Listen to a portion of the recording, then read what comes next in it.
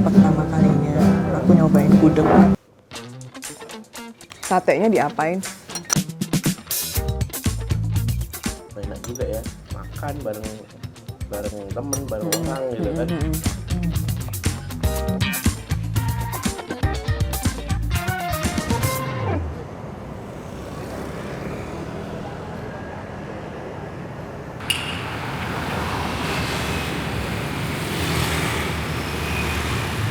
Selamat pagi. Sekarang aku lagi menuju ke gudeg Boklindo. Sebenarnya agak jauh sih jalan, 20-an menit. Jalanan di Jogja seperti ini di hari Senin pagi. Kenapa aku mau jalan? Supaya sehat juga, nomor satu. Dan pengen lihat ada apa sih di sekitaran hotel aku.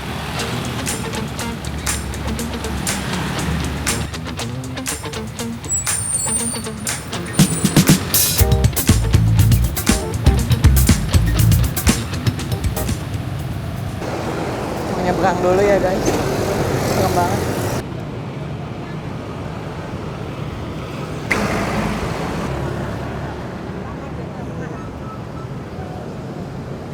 Oke, 17 menit menuju gudeg. Di sini itu monumen serangan umum 1 Maret 1940.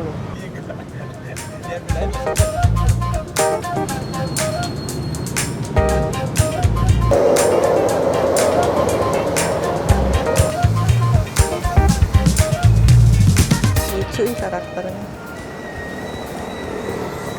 Bakery shop yang katanya sih cukup terkenal di Jogja. Udah mau sampai gudeg Boklindo, ramai banget. Kalau kata Google Maps sih, gudeg ini buka dari jam 6 pagi sampai 12 siang. Pas aku sampai jam 8 pagi, sudah cukup ramai. Padahal ini hari biasa loh.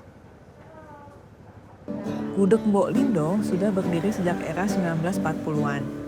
Gudeg di sini berciri gudeg basah, bukan terlalu kering, dengan rasa yang tidak terlalu manis. Ayamnya paha. Paha bawah atau ke atas? Bawah boleh. Apa ya? Bayam mau enggak? Sedikit ya Bu. Pakai ini enggak? Ini apa tadi Bu? Kerupuk kulit. Recek Oh, namanya. boleh deh. Kerupuk kulit krecek.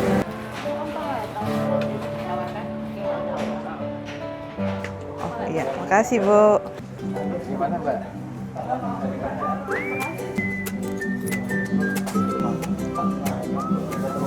Enak. Ini pertama kalinya aku nyobain gudeg dan enak juga. Kreceknya paling enak, pedes.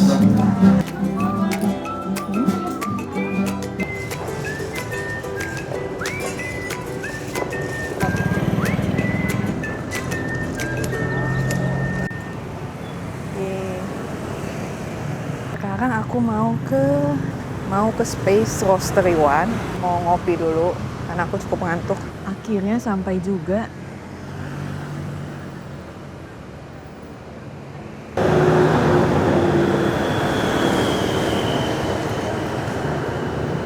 Cafe ini juga menjual hand drip coffee. Banyak banget kan pilihan kopinya dan bisa cobain juga loh sebelum beli. Selain beli langsung di sini, bisa juga beli secara online ya.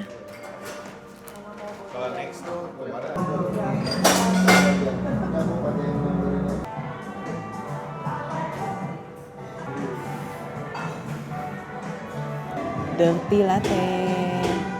Susunya didistilasi katanya. Enak. Aku juga ada beli ini sih. Ini tadi aku coba testernya enak. Ini testernya aku nggak nemu sih. Cuman mungkin enak kali. Aku beli aja buat oleh-oleh juga.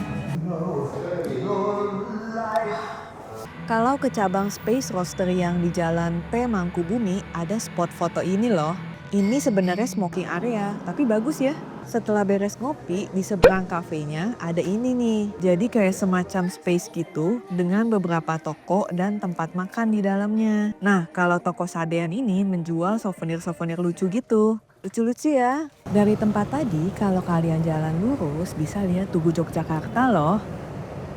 Kayaknya ini pertama kalinya deh aku lihat Tugu Yogyakarta sedekat ini. Di adalah di toko souvenir gitu, beli ini. Iya. Sampai di tepi kota. Tepi kota adalah rumah tinggal yang dibuka untuk publik sebagai tempat makan. Kalau ke sini harus reservasi ya dan tidak bisa walk-in. Tempat ini membuka 2 sesi untuk makan siang dan malam. Per sesinya hanya untuk maksimal 10 orang. Menu di sini berbeda ya setiap 3 bulan sekali. Bisa cek Instagram mereka ya untuk info lengkapnya. Oh ya, menu makanan di sini itu terinspirasi dari buku ini, Mustika Rasa. Selain bisa menikmati makanan enak, tepi kota juga menjual souvenir lucu loh.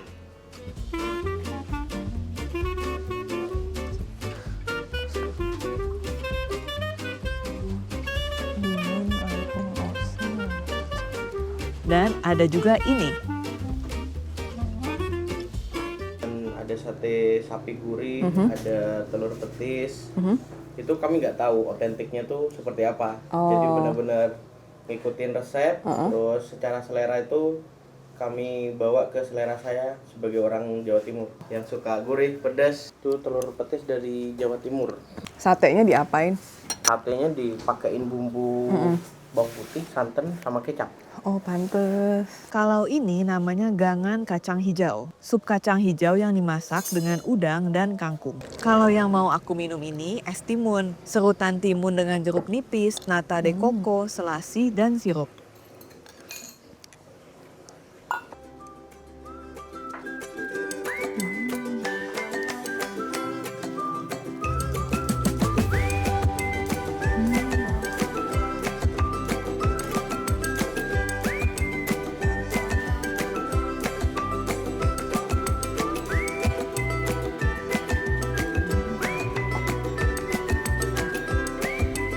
Enak.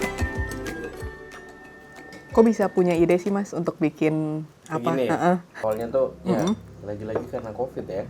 COVID nggak ada kerjaan, nggak ketemu teman. Udah akhirnya bikin tongkrongan di sini. Jadi Iya, yang ini rumah sendiri kan ya? Iya, awalnya rumah ini kan cuman tak jadiin studio. Kalau nerima tamu tuh di sini. Kalau lihat tadi kan kompornya cuma satu. Emang nggak didesain buat masak banyak gitu loh. Belum yang berdasarkan ini? Belum. Enak juga ya. Makan bareng temen, bareng orang gitu kan. Ya udahlah, dilanjutin aja. Bikin apa? Instagram, bikin nama, bikin Google Map. Itu mulai Mustika Rasa itu 2022. Gimana aja tuh Mas Mbak tahun pertamanya? Belajar ini sih, hospitality itu seperti apa sih? Awalnya bisa viral itu karena siapa Mas? Awal-awal tuh kami ada yang nulis di kontributor Mojo. Aku bersyukurnya kayak gitu ya. Viral yang awal itu adalah orang yang suka membaca. Ya William Wongso aku lihat pernah datang ya. Jadi semua resep di buku ini udah pernah dicoba? Belum 200-an lah. Total berapa ya? 1.600.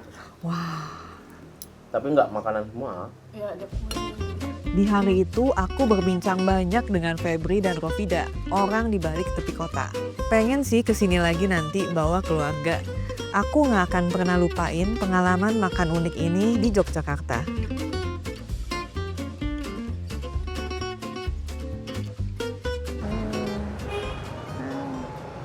Sekarang aku lagi main nih ke daerah Kota Gede. Sudah sampai di Nathan Art Space and Cafe.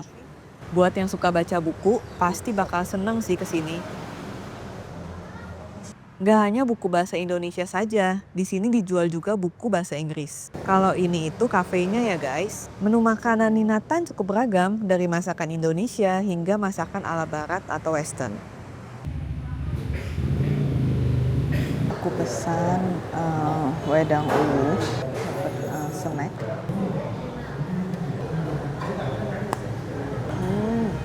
Snack jahe, enak tapi keras. Enak, cuman minumnya susah ya.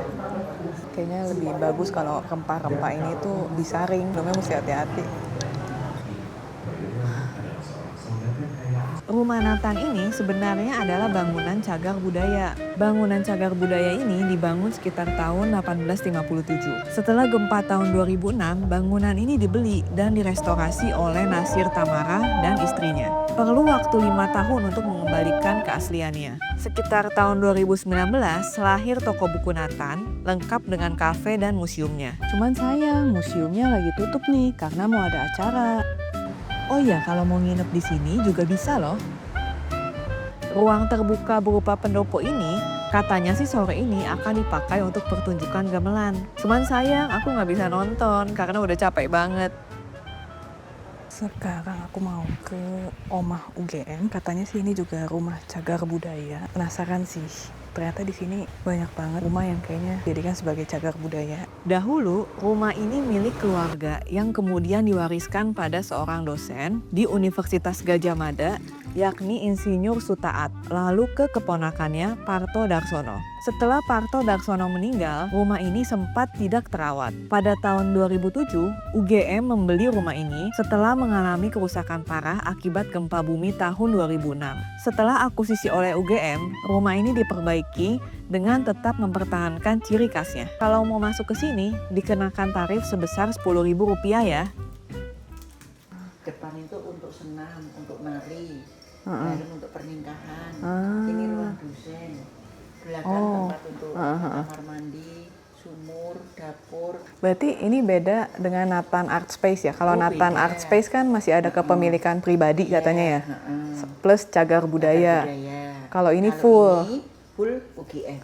Kalau ibu itu berarti... Aku tetangga lewat sini. Oh, Tetangganya tetangga. Mbak ini. Idol itu yang ini katanya ruang yang disucikan untuk menghormati Dewi Sri atau Dewi Kesuburan.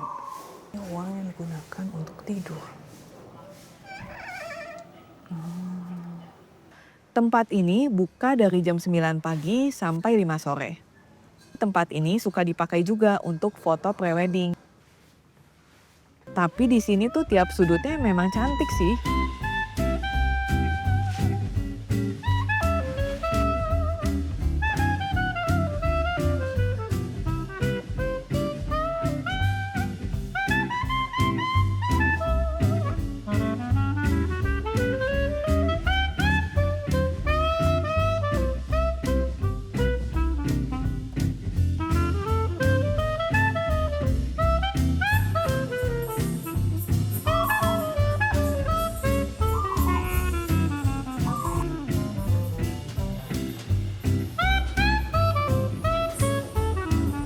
Sebenarnya di kota gede ini banyak banget rumah cagarnya. Tapi karena aku nyampe ya kesorean, banyak yang udah tutup. Kota gede dulu merupakan ibu kota Kesultanan Mataram Islam pada abad ke-16-17. Banyak bangsawan, pejabat kerajaan, dan pedagang kaya yang membangun rumah-rumah tradisional Jawa di sini. Seiring waktu, rumah-rumah itu memiliki nilai sejarah tinggi sehingga layak dijadikan cagar budaya. Terima kasih Jogja sudah menghadirkan hari kedua yang begitu indah.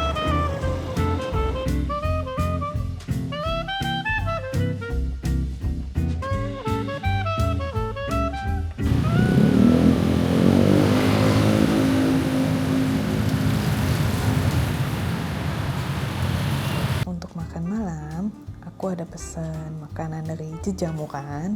Sebenarnya bukan di kota Jogja sih, ini di Sleman deh. Ini cukup jauh.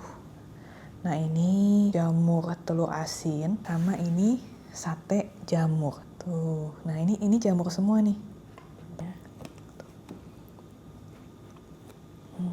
Kita cobain dulu yang nasi jamur.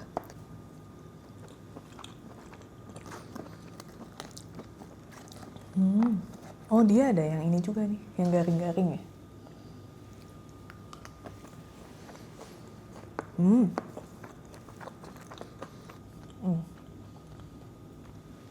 Ini jamurnya kayaknya digoreng pakai telur asin, enak deh.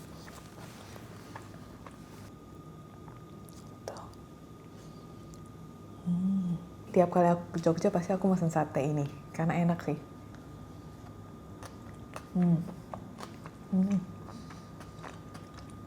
Enak banget. Kangen. Jadi buat yang vegetarian bisa banget pesen Jejamuran. Aku rekomen banget, enak, rasanya enak.